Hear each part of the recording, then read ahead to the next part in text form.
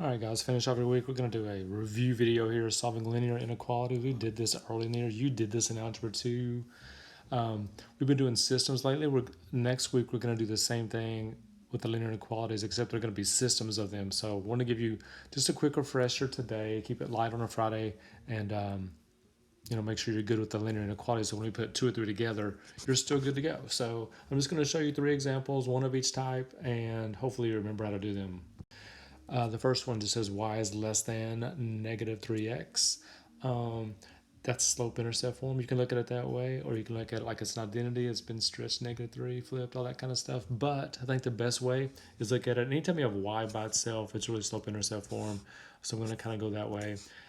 There is no y-intercept out here, so the y-intercept is 0. The slope is always in front of your x. Remember, it's this form, y equals mx plus b, where m is your slope and b is your y-intercept.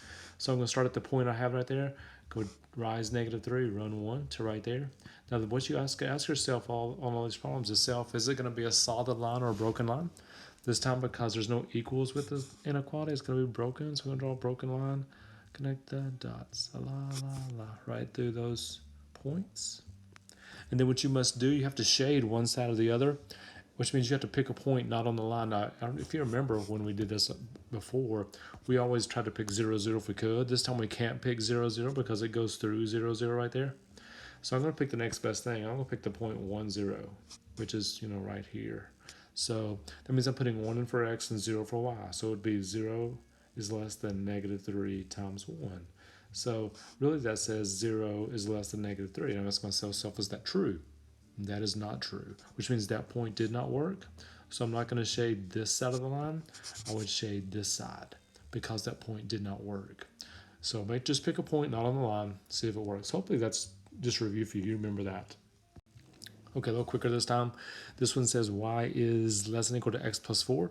Also slope-intercept form. I put this one up here but only because it does have an y-intercept. So the y-intercept is right there. It's 4. Look in front of your x. Slope is 1, so rise 1, run 1. Ask yourself, is it solid or broken? This one's definitely solid. That's a terrible line.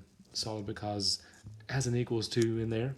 Now this time I can plug in 0, 0, so I'm going to put 0. I'm going to put the point right there, which will give me this. 0 is less than 0 plus 4. Ask yourself, is that true? Yes, it is. So the point did work. So I'm going to shade towards 0, 0. So is everything down there? All you got to do. Okay, one more. Last one.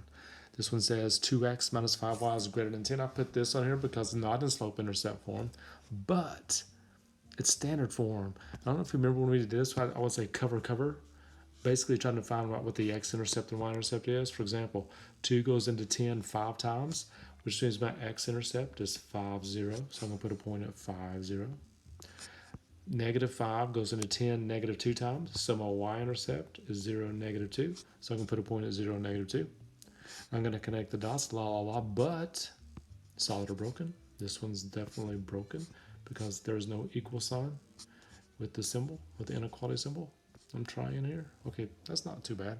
Now, because my line doesn't go through 0, 0, I'm going to pick 0, 0 and see what happens. If I try that point, I get 0 minus 0 is greater than 10. Ask yourself, is 0 greater than 10?